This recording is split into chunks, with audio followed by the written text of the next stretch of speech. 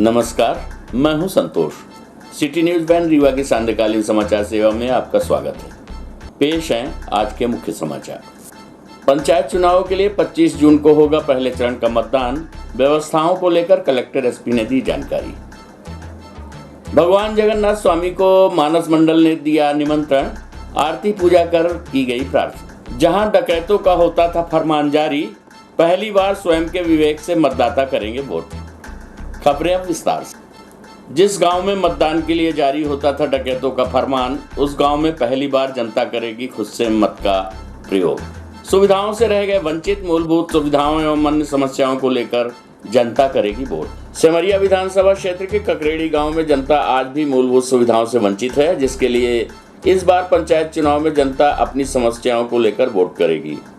बताया जा रहा है कि ककरेड़ी गांव वर्ष 2015 के पहले 10 प्रभावित गांव हुआ करता था, जिसके कारण अब तक इस गांव में विकास नहीं हो सका तथा इस गांव के लोग डकैतों के कहने पर प्रत्याशियों को वोट दिया करते थे, जिसके बाद अब इस बार मतदाता अपने मन से वोट करके पंचायत की सरकार बनाएंगे।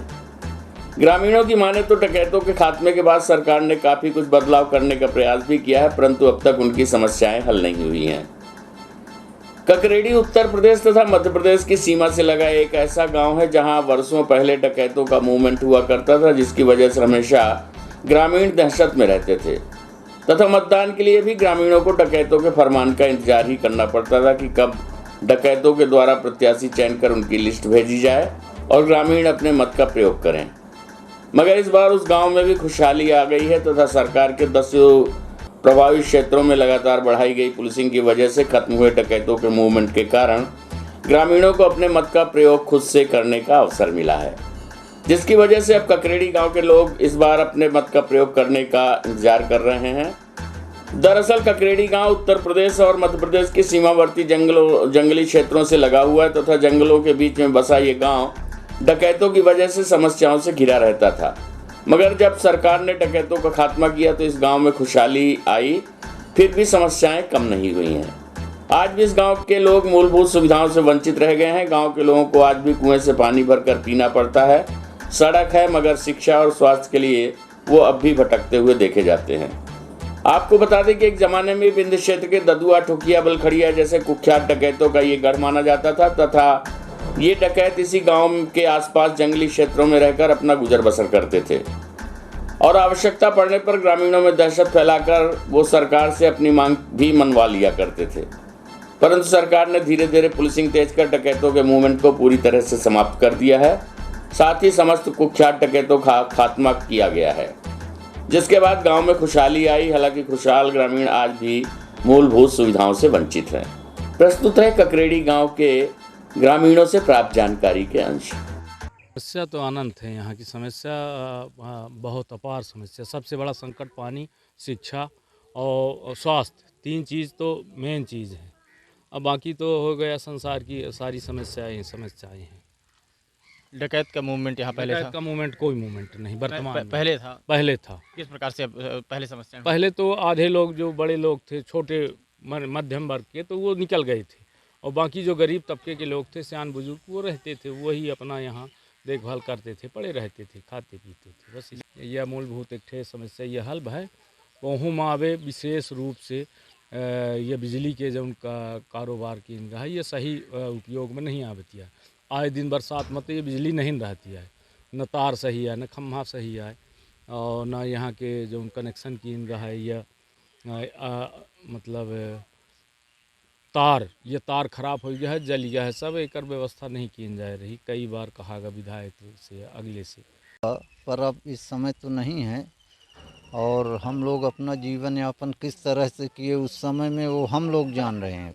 40-40, 50-50 आदमी एक गांव में ट्रैक्टर था, उसमें से जाते अपना व्यवसाय करते, बाजार मार्ट करते। शादी अवसर में भी यही परेशानी थी आदमी को, और आने जाने में भी 10-5 ही लोग निकलते थे हम लोग तो। और यहाँ का तो सबसे मूलभूत परेशानी है कि सिंचाई का कोई साधन नहीं है। खेती पाती असिंचित रहती है आदमी की, और शिक्षा तो का प्रसार भी कम है। हॉस्पिटल नहीं है। सबसे बड़ी तंगी तो ये है कि आदमियों को आने जाने में भी तंग। मानस मंडल परिवार ने जगन्नाथ स्वामी को दिया निमंत्रण। 23 जून को रथ यात्रा पर्व के शुभ अवसर पर आज मानस मंडल परिवार के अध्यक्ष अनुपम तिवारी सहित अन्य सदस्यों के द्वारा लक्ष्मण बाग जाकर भगवान जगन्नाथ स्वामी के श्री चरणों में आरती पूजा कर प्रार्थना की गई। आपको बता दें कि इस वर्ष भगवान जगन्नाथ धूमधाम से भक्तों को दर्शन लाभ प्रदान करेंगे। रात्रि विश्राम मानस भवन में करेंगे। मानस मंडल रीवा के अध्यक्ष श्री अनुपम तिवारी ने बताया कि हर वर्ष भगवान जगन्नाथ स्वामी की रथ यात्रा रात्रि विश्राम मानस भवन में होने के बाद दूसरे दिन मानस पूजा प्रसाद वितरण के साथ ही आरती भजन कीर्तन आदि कर भगवान की उत्साह से सेवा के बाद उन्हें विदा किया जाता था। इस महत्वपूर्ण अवसर पर मानस मंडल रीवा के अध्यक्ष अनुपम तिवारी, उपाध्यक्ष डीपी सिंह परिहार, कार्यकारिणी सदस्य डॉक्टर दीनानाथ शास्त्री, राममणि मिश्रा, डॉक्टर प्रेम शंकर सिंह, अवधेश श्रीवास्तव, पुजारी गण शत्रुघ्न शुक्ल, राम सजीवन मिश्र, जगदीश द्विवेदी, मंगलदीन तिवारी, भैयालाल मिश्र, राम सजीवन मिश्र सहित श्रद्धालु जन उपस्थित रहे। प्रस्तुत है मानस मंडल के अध्यक्ष अनुपम तिवारी से प्राप्त जानकारी के अंश।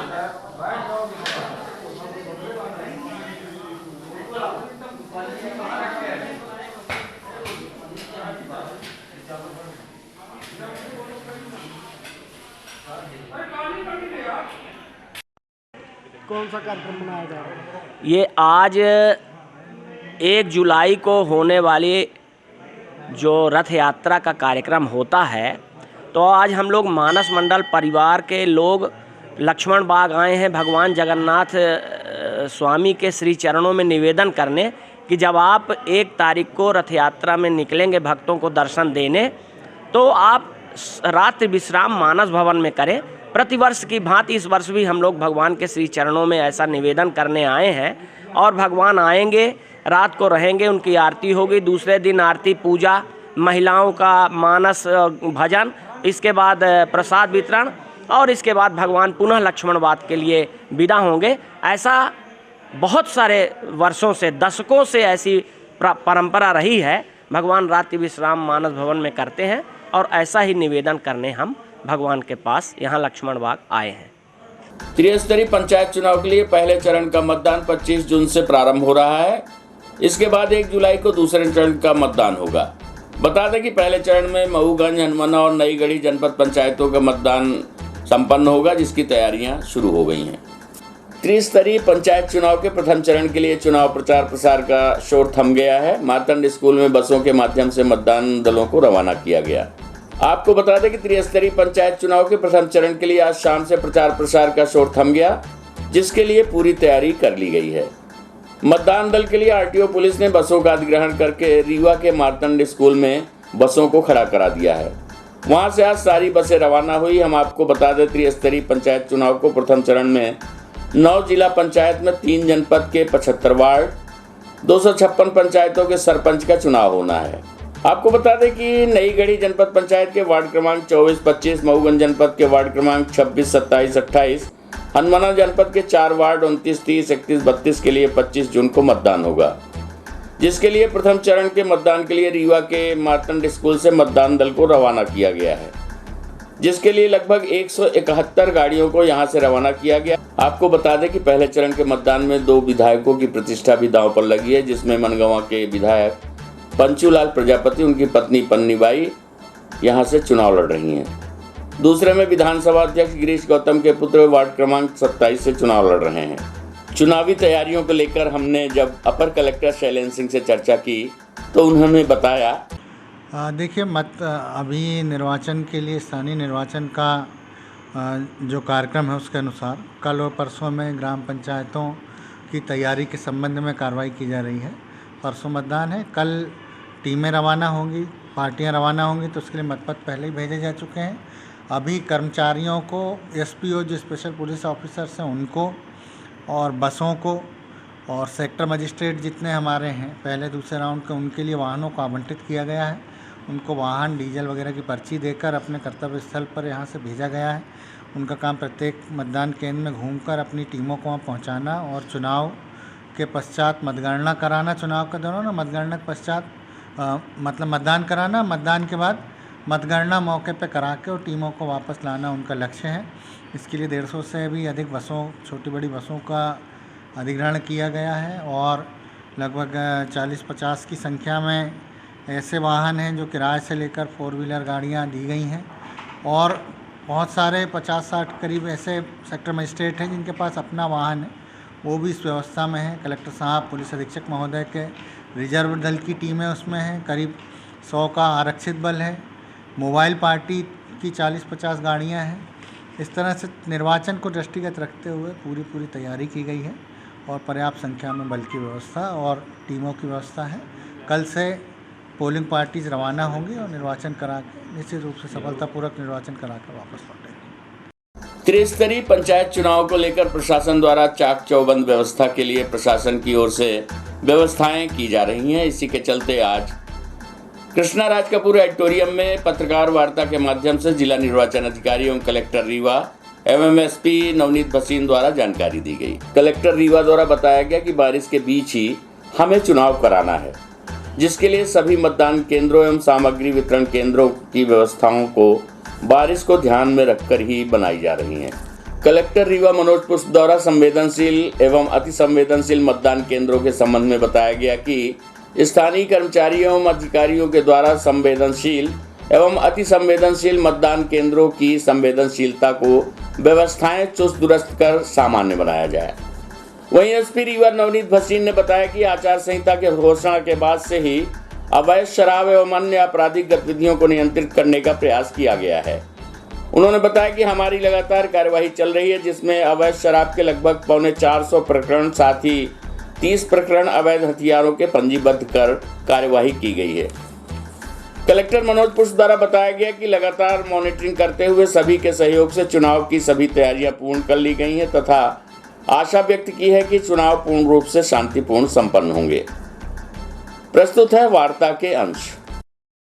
और हम लोग ये कोशिश करते हैं कि जितनी सूचनाएं हम आप तक जितनी जल्दी पहुंचा दें, ताकि उनमें अगर कोई इशू हो, कोई चूक हो, कोई गलती हो, तो वो भी हम तक ट्रैवल होकर जल्दी से आ जाए, ताकि उसको अगर करेक्ट करना हो तो हम करेक्ट भी कर लें। इसी सिद्धांत पर हम लोग पूरे इस निर्वाचन की प्रक्रिया का संचालन करने की कोशिश कर रहे हैं। ग्रामीण क्षेत्रों में तैयारियां लगभग पूरी हो गई हैं। आज जो यहाँ से वाहन हैं वो सब जा रहे हैं और कल सवेरे ग्रामीण क्षेत्रों के प्रथम चरण के लिए सामग्री वितरण और टीम को मतदान केंद्रों पर भेजने की प्रक्रिया जो है प्रारंभ हो जाएगी। हम लोग खुद भी 24 और 25 तारीख को उन्हीं इलाकों में रहेंगे जहां पर चुनाव होना है। ये कोशिश है कि एक स्वतंत्र और निष्पक्ष वातावरण में अच्छी पोलिंग के साथ ये चुनाव कराया जाए और बाद में काउंटिंग करा के पार्टियों को वापस सामग्री जहां वापस होना है वहां तक पहुंचाना, उसकी व्यवस्था करेगी। हमारी मिर्ज़ापुर, इलाहाबाद और चित्रकूट के जो ऑफिसर्स हैं उनके साथ भी बात हो गई है और हमारी जो बॉर्डर की टीम है, चाहे वो रेवेन्यू की या पुलिस की, एक्साइज की, इनकम टैक्स की, कमर्शियल टैक्स की, ये सब भी आपस में सामंजस्य करके और एक वातावरण निर्मित करने की कोशिश कर रहे हैं जिसमें कि फ्री एंड फेयर पोल आसानी से कराया जा सके। इसके साथ साथ कलेक्टर साहब और मैंने अपना एक दस्ता बना रखा है। मान लीजिए किसी कारण से कुछ लोगों को कानून अपने हाथ में लेने का ऐसा लगता है, कहीं पर ऐसी गतिविधि आती है, तो हम लोग सख्ती से निपटने की तैयारी अपनी करके चल रहे हैं। 50 लोगों का दल हमारे और कलेक्टर साहब के साथ हमेशा मुस्तैद होकर चलेगा। छोटी छोटी गाड़ियों में जल्दी हमारा मूवमेंट हो सके। साथ ही 100 का रिजर्व हमारे पास और सुरक्षित है 100 लोगों का। जो आप बीच में चर्चा हो रही थी, कहीं पर बताया कि ये यहाँ पर शिकायत आई है, वहाँ भेज दिए 4 लोग। कहीं पे आज पता पड़ा कि इस मतदान केंद्र में कोई समस्या आज हो रही है, पहले नहीं थी, वहाँ 4 लोग खड़े कर दिए। तो 100 लोगों का तुम्हारे पास जो बल है उससे हम ऐसी समस्याएं आराम से हैंडल कर सकते हैं। और 50 लोग हमारे साथ विभिन्न छोटी गाड़ियों में चलने के लिए मौजूद हैं कि जो भी कानून अपने हाथ में ले, चुनाव को प्रभावित करे, मत पेटी को प्रभावित करे, मतदान दल को तंग करे, उनके खिलाफ हम लोग सख्ती से निपटने में सक्षम हैं। नगर निगम, महापौर और पार्षदों के चुनाव एक बार फिर होने जा रहे हैं। ऐसे में हमने सोचा पुराने शहर के मोहल्लों का जायजा लिया जाए, जिसके लिए हमारी टीम पहुंची रीवा के सर्वाधिक पुराने मोहल्लों में से वार्ड नंबर 2 में। वहां जब हमारी टीम ने लोगों से बात की तो सबका कहना था कि नाली की समस्या है, सफाई कभी नहीं होती, ठीक से नालियां साफ नहीं होती, पानी घरों में आता है, सड़कें ठीक नहीं बनी हैं। आमतौर पर कहा जाता है कि रीवा शहर के सर्वाधिक पुराने मोहल्लों में से एक निपनिया मोहल्ले का पुष्पराज नगर भी है, जो इलाका आज भी अपनी समस्याओं से ही जूझ रहा है। रोड, बिजली, पानी की समस्या इस मोहल्ले की मुख्य समस्याएं हैं। हमारी टीम ने जब इलाके का दौरा किया तो लोगों से बात की तो उन्होंने क्या कहा, आइए आप भी सुनिए। हाँ बताइए, क्या नाम है आपका, किस वार्ड से हैं? आरती सोनिया, वार्ड क्रमांक 2। क्या समस्याएं क्या हैं आपके यहाँ? यही सर, पानी वानी नहीं जा रहा, नाली की सुविधा नहीं है, रोड नहीं बनी हुई है। इसके पहले भी पार्षद थे, उनसे आप लोगों ने कुछ कहा? हम तो अभी शिफ्ट हुए हैं, वो लोग बताएंगे जो आ रही हैं। कितने दिन हुआ आपको शिफ्ट हुए? हमको हुए अभी 7-8 महीने हो रहे हैं। हाँ बताइए, नाम क्या है, किस वार्ड से हैं आप? विद्या केवल। किस वार्ड से हैं? 2 वार्ड। क्या समस्याएं क्या हैं? समस्या यही नाली, रोड दिक्कत है। सुविधा क्या कैसे आप लोगों का करती हैं? इधर उधर घूम कर चलते हैं, दूसरे के यहाँ जा जाके। यहाँ पानी आता है आपके यहाँ? पानी नहीं आता, जब सप्लाई वाली वो ही नहीं लगी पाइप तो कहाँ से आएगा पानी? ये कहाँ से शुरू होती है? ये यहाँ लिपनिया से शुरू होती मेन रोड से, ये 2 ही तक जाती सीधे उस वाली बाइक पे पास रोड में लगती है। तो इसमें क्या समस्या क्या इसमें है? समस्या यहाँ से लेके रोड वहाँ तक आगे तक खराब है, एकदम चलने लायक नहीं है। लड़का बच्चा कहीं स्कूल जाए, चलती है, नल सब बड़ी गाड़ी जाते नल टूटता रहता है। नाली की सुविधा है नहीं, नाली बनी नहीं, न इधर से न उधर से, थोड़ी सी नाली बनी है, बस हो गया। ये नाली ऐसे भटी रहती है। हाँ बताइए, क्या नाम है, किस वार्ड से हैं आप? हमारा नाम है संतोष सोंडिया, वार्ड नंबर 2। क्या समस्या क्या आ रही है? समस्या ये है कि यहाँ पूरी बरसात में इतना पानी भर जाता है, छोटे छोटे बच्चे निकलते हैं स्कूल जाने वाले, रोज़ गिरते हैं, बाइक वाले रोज़ गिरते हैं यहाँ पे, है ना। और इतने साल हो गए, आज का तो कोई झांकने नहीं है यहाँ। नगर निगम वाली गाड़ी आती है लेकिन वो शांति चली जाती, सफाई कर्मचारी कभी नहीं आते, है ना। नाली नहीं है, जो थी वो पट गई, है ना। बाकी देखने सुनने वाला कोई नहीं है। पार्षद और नगर निगम के अधिकारी कभी आते हैं क्या? पार्षद तो जब से जीता तब से उनका पता ही नहीं भैया कि कहाँ चले हैं, वो लापता करने में है। हाँ, क्या समस्या क्या है आपके यहाँ? इधर नाली तो बनी है लेकिन पानी है तो अंदर ही जाता है, उनके द्वारे में भरा ही रहता है। नल के पानी मीठा पानी है तो हो गया, थोड़ा बहुत आता है, ज़्यादा नहीं आता ऐसे। कभी नगर निगम द्वारा साफ सफाई या कोई अधिकारी? होती है लेकिन आते हैं तो ऊपर ऊपर के झाड़ के चले जाते हैं। अच्छी गहली हो जाए तो पानी अंदर अंदर चला जाए। आज की खबरों में बस इतना ही। कल हम फिर मिलेंगे कुछ नई खबरों के साथ। तब तक के लिए हमें इजाजत दीजिए। नमस्कार।